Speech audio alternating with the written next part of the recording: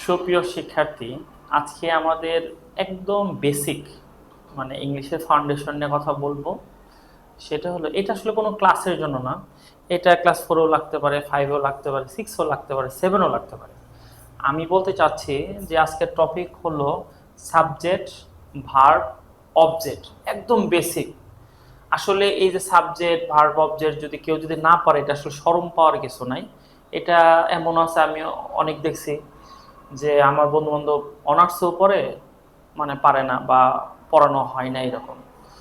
তো যেহেতু আমরা একটা ইংলিশ ল্যাঙ্গুয়েজ শিখি বা অনেকেই ক্লাসে পড়তেছি, সেই জন্য আমাদের আসলে সাবজেক্ট কি, ভার্ব কি, অবজেক্ট কি, এগুলো আমাদের জানতে হবে। তো এখন আমরা দেখব সাবজেক্ট কি, ভার্ব কি। আচ্ছা, তো আমরা প্রথম স্ক্রিনে যেটা দেখতেছি সাবজেক্ট। সাবজেক্ট অর্থ কর্তা। তো আমরা প্রথমে দেখতেছি সাবজেক্ট অর্থ কর্তা। তো আমরা সাবজেক্টের সংজ্ঞা জানব। সেটা হলো, সাবজেক্টের সংজ্ঞা হচ্ছে একটি সেন্টেন্সে যে ব্যক্তি কোনো কিছু করে, মানে একটি সেন্টেন্সে কোনো ব্যক্তি কিছু করে তাকেই সাবজেক্ট বলে। সাবজেক্ট মানে কর্তা। যেমন ধরো, আই অ্যাম এ স্টুডেন্ট। এই যে আই, এটাই হলো একটি হলো সাবজেক্ট বা কর্তা। এখানে আছে he is going to school, এখানে হি হলো একটা কি, কর্তা। তো তুমি যখন ইংলিশ শিখবা, তো তোমার আগে সাবজেক্ট কি জানতে হবে। আচ্ছা, তো নিচে দেখো 3 নম্বর উদাহরণে, দে হ্যাভ এ নাইস কার। তাদের একটি সুন্দর গাড়ি আছে। এই যে তাদের, এটা হলো সাবজেক্ট। তো পরবর্তী আমাদের টপিক হচ্ছে ভার্ব। আমি একটা কথা বলি, ইংলিশ ল্যাঙ্গুয়েজে ভার্বকে ইংলিশে হার্টবিট বলা হয়। তো ভার্ব নিয়ে আমার এর আগে অন্য ভিডিও, একটা না 2-3টা ভিডিও আছে ভার্ব নিয়ে। এটা তো আসলে ডেফিনেশন ছোটদের জন্য। ভার্ব, ভার্ব অর্থ ক্রিয়া, এটা আমরা সবাই জানি। তো যে সকল ওয়ার্ড দ্বারা কোনো কাজ করা বোঝায়, কোনো কিছু কাজ করা বোঝায়, তাকে ভার্ব বলা হয়। আসলে ভার্বটা কি, মানে কাজ। যেমন গো একটি ভার্ব, প্লে একটি ভার্ব, মানে কাজ হচ্ছে। রিড একটি ভার্ব, রাইট একটি ভার্ব, স্লিপ ঘুমানো একটা ভার্ব। তো ভার্বটা আমরা জানলাম। এখন আমরা জানবো কাইন্ড অফ ভার্ব, মানে ভার্ব কত প্রকার হয়ে থাকে। তো ভার্ব সাধারণত দুই ধরনের। তো আমরা দেখব যে ভার্ব সাধারণত দুই ধরনের। তো প্রথম ভার্বটা আমরা দেখব প্রিন্সিপাল ভার্ব। প্রিন্সিপাল ভার্ব, যেটাকে প্রধান ক্রিয়া হিসেবে ধরা হয়। তো যে ভার্ব নিজে নিজে অর্থ প্রকাশ করতে পারে, নিজেই তার অর্থ প্রকাশ করতে পারে, তাকে প্রিন্সিপাল ভার্ব বলা হয়। প্রিন্সিপাল ভার্ব আসলে কি, প্রধান। আচ্ছা, আমাদের 2 নাম্বার যে ভার্বটা আছে তার নাম হলো অক্সিলারি ভার্ব। কেউ আবার এটাকে হেল্পিং ভার্বও বলা হয়। অক্সিলারি ভার্ব হলো সাহায্যকারী ভার্ব।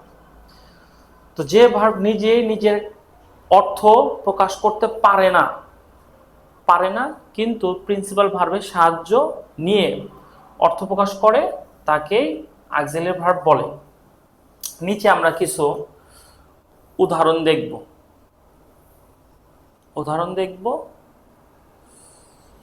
এই যে, আচ্ছা, এখন আসি আমাদের to be verb. To be verb কয়টি? 5টি টু বি ভার্ব। তো বি ভার্বে যে আমরা এখানে দেখতেছি am, is, are, was, were.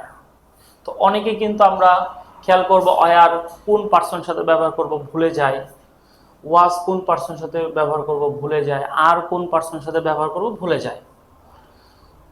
তো যাই হোক, এম, ইজ, আর আসলে সিঙ্গুলার নাম্বার সাথে বসে, আর হলো প্লুরালের সাথে বসে, প্লুরাল। যেমন ধরো দে আর বসে। ওয়াজ কিন্তু সিঙ্গুলার, প্লুরাল বুঝাইলে বা ওয়ার বসে। যেমন সেকেন্ড পার্সনের সাথে ওয়ার বসে, সেকেন্ড পার্সনের সাথে ওয়ার বসে। তো এগুলো আমরা আসলে জানলাম, বি ভার্ব কয়টি সেগুলো জানলাম। আবার ধরো বি ভার্বে এম ইজ আর প্রেজেন্ট টেন্সে বসে, তার পাস্ট টেন্সে ওয়াজ ওয়ার বসে। আচ্ছা ঠিক আছে। তাছাড়াও দেখো নিচে বি, বিং, বিন এগুলো কিন্তু বি ভার্ব হিসেবে গণ্য করা হয় বা ধরা হয়। নিচে আমরা 2 নম্বরে দেখতেছি হ্যাভ ভার্ব। নিচে আমরা দেখতেছি হ্যাভ ভার্ব। হ্যাভ ভার্ব সাধারণত 3টি। কয়টি? 3টি। তো হ্যাভ ভার্ব 3টি, যেমন হ্যাভ, হ্যাজ, হ্যাড। এখন নাম্বার অনুসারে হ্যাভ আসলে সিঙ্গুলার প্লাস প্লুরাল উভয় ক্ষেত্রেই বসে। হ্যাজ সাধারণত থার্ড পারসন সিঙ্গুলার হলে বসবে। হ্যাড হলো সিঙ্গুলার প্লাস প্লুরাল উভয় ক্ষেত্রেই বসে, কিন্তু পাস্টে ভেরিফাই করে। আর হ্যাভ হ্যাজ সাধারণত তোমার প্রেজেন্ট টেন্সে ব্যবহৃত হয়। আচ্ছা নিচে আবার দেখো, নিচে আমরা দেখতেছি ডু ভার্ব। ডু ভার্বটা আমরা দেখব, ডু ভার্বটা দেখব আমরা যে ডু ভার্ব সাধারণত 3 প্রকার। তো 3 প্রকার দেখো ডু ভার্ব কি কি? Do, does, did. Do verb সাধারণত সিঙ্গুলার প্লাস প্লুরাল উভয় ক্ষেত্রেই বসে। ডাজ সাধারণত থার্ড পারসন যদি সিঙ্গুলার হয়ে থাকে তখন বসবে। আর ডু আর ডাজ উভয়ই কিন্তু প্রেজেন্ট টেন্সকে প্রেফার করবে। ডু আর ডাজ উভয়কেই করবে। আচ্ছা ডিড সাধারণত সিঙ্গুলারও বসে, তোমার প্লুরালও বসে, কিন্তু ডিড সাধারণত পাস্ট টেন্সকে প্রেফার করবে। আচ্ছা নিচে আমরা কিছু অক্সিলারি দেখব। নিচে আসলে কি অক্সিলারির ভিতরে আবার তোমার মডেল আছে সেটা দেখব। দেখো অক্সিলারি ভার্বের যেটা হলো 13টি মডেলস থাকবে। কয়টি? 13টি। তো মডেল দেখো কি কি? Shall, should, will, would, can, could, may, might, must, need, ought to, use to, dare. তো এই যে 13টি কিন্তু মডেলস, এগুলো খুবই গুরুত্বপূর্ণ, একদম ইজি টু হাই, জিরো থেকে হিরো কথা আছে না, তো সেরকম।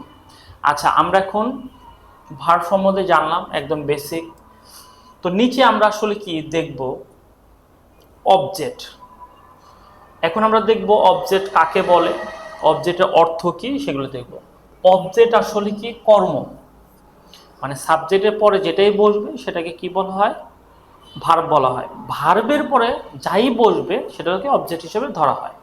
যেমন দেখো অবজেক্টের সংজ্ঞাটা আমরা দেখি, যা যাকে কেন্দ্র করে কর্তার কাজ সম্পন্ন করে তাকে অবজেক্ট বলা হয়। অবজেক্ট আসলে কি, কাকে, সেগুলো ভেরিফাই করে। তো দেখো ভার্ব এর অবজেক্ট হতে পারে শুধুমাত্র একটি নাউন বা প্রোনাউন। যেমন দেখো উই উইল বাই এ কার। এ কার দেখো একটি গাড়ি। কি কিনবে? একটি গাড়ি কিনবে। তো এগুলো অবজেক্ট। আচ্ছা অবজেক্ট আমরা জানলাম। নিচে দেখো আই সো হার। হার কাকে দেখছি? তো এইগুলো হলো অবজেক্ট। আর মনে রাখার জন্য মনে রাখবা যে ভার্বের পরে যেটা বলবে সেটা হলো কি? অবজেক্ট। আচ্ছা নিচে আমরা দেখি